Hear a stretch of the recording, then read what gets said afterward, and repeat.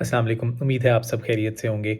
Sir दर्द एक बहुत ही कॉमन प्रॉब्लम है और हर इंसान को ज़िंदगी में कभी ना कभी इसका सामना ज़रूर करना पड़ता है। अमूमन सर दर्द के जो कॉजेज़ हैं वो डेंजरस नहीं होते और वो बेनाइन होते हैं। तकलीफ़ वो ज़रूर कॉज़ करती है, उसको ट्रीट करने का इंसान का बहुत विश होती है, लेकिन वो कोई सीरियस डिज़ीज़ अमूमन हार्बर नहीं कर रही होती। लेकिन कई दफ़ा सर दर्द इंसान को एक मुश्किल या एक कॉम्प्लिकेटेड डिज़ीज़ प्रोसेस की तरफ हिंट कर रही होती है और ये एक सिम्पटम हो सकता है कि आपको एक पर्टिकुलर प्रॉब्लम है जिसको आपको इन्वेस्टिगेट करवाना चाहिए और सर दर्द को एक रेड फ्लैग और डेंजरस सिम्पटम के तौर पे लेना चाहिए। तो आज की हमारी इस डिस्कशन और आज की हमारी वीडियो का मकसद यही है कि सर दर्द कब डेंजरस हो सकती है। तो सबसे पहले तो मैं आपको थोड़ा-सा ब्रीफ़ करना चाहूँगा कि कॉमनली सर दर्द के जो प्राइमरी कॉजेज़ हैं जो किसी और वजह से नहीं होते, उनमें दर्द-ए-शिकी का यानी माइग्रेन, क्लस्टर हेडेक शामिल है, टेंशन टाइप हेडेक जो कि असाबी तनाव की आप सर दर्द कह सकते हैं। इसके अलावा भी हेडेक के बहुत सारे कॉजेज़ हैं और बॉडी के अंदर कहीं भी कोई प्रॉब्लम या इन्फेक्शन वगैरह चल रही हो, तो उससे भी हेडेक हो सकती है। अब कई हेडेक्स अगेन ऐसी हैं जिनको आपको इन्वेस्टिगेट करना चाहिए और वो हेडेक्स हैं कि अगर आपको हेडेक के साथ शदीद बुखार हो रहा है, तो ये ब्रेन की इन्फेक्शंस या एनकेफेलाइटिस या मेनिंजाइटिस या बॉडी की जो इन्फेक्शंस हैं उनको सिग्निफाई कर सकती है। तो बुखार अगर आपको हेडेक के साथ नई हेडेक के साथ मौजूद है तो फिर इसको इन्वेस्टिगेट करवाना चाहिए।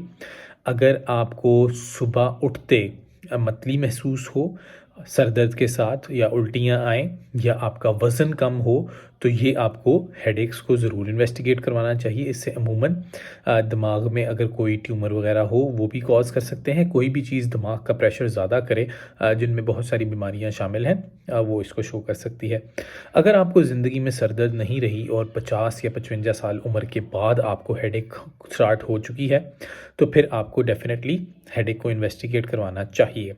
अगर हेडेक के साथ आपको नज़र का मसला आया है, नज़र का कोई एक हिस्सा आपको कमज़ोर पहले से महसूस हुआ है या आपको जनरली नज़र आना ख़राब हो गया है, नज़र का कोई हिस्सा डार्क हो गया है, तो इसको इन्वेस्टिगेट करना बहुत ज़रूरी है। अगेन ये बहुत सारे ट्यूमर्स में या उसके अलावा और भी प्रॉब्लम्स में जो प्रेशर रेज़ कर सकती हैं, उनकी वजह से हो सकता है। सर दर्द के साथ अगर आपको यहाँ कनपट्टी के ऊपर दर्द हो रही है और आपकी एज 50 साल से ज़्यादा है, तो ये भी एक कॉज़ है हेडेक को इन्वेस्टिगेट करने का।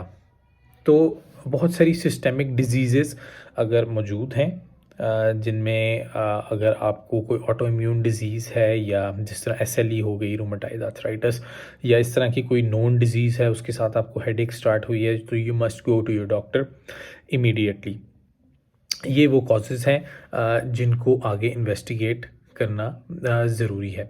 इसके अलावा जो हेडेक्स फोकल न्यूरोलॉजिकल डिफेक्ट के साथ आती हैं, यानी हेडेक के साथ जिस्म का कोई एक हिस्सा कमज़ोर हो जाए या सुन्न हो जाए या पेशाब का कोई मसला बन जाए या आपको अगेन सुनपन जौन-सा है वो महसूस हो, नज़र दो आना या आँखों की हरकत का कमज़ोर हो जाना, चेहरे के किसी हिस्से का कमज़ोर हो जाना या सुन्न हो जाना, these are also causes that you need to investigate. और अगर सर दर्द के साथ दौरे पड़ते हैं या मिर्गी की शिकायत होती है, उस तरह के सीज़र्स पड़ते हैं, तो again it is something to investigate. तो अमूमन सर दर्द के साथ जब आप फेस करेंगे तो आपको अपने न्यूरोलॉजिस्ट के पास जाना पड़ेगा।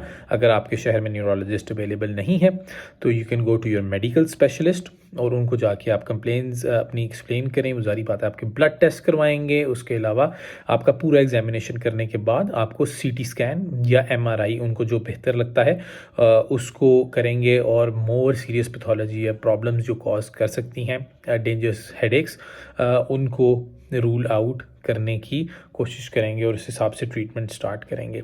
तो आज की इस डिस्कशन का मेन थीम यही है कि अगर हेडेक हो रही है और उसके कोई रेड फ्लैग साइंस हैं जो कि मैंने आपको बताए हैं, तो आपको ये सोचना चाहिए कि मेरी हेडेक शायद सिंपल हेडेक नहीं है, इसके पीछे कोई और कॉज हो सकता है and investigating and early pickup is the key to diagnosis. Final point मैं यही कहूँगा, हेडेक एकदम शुरू हो गई है, तंग कर रही है, प्रेगनेंसी के अंदर है और या फिर आपको पहले से डिफरेंट है, तो you must investigate that cause.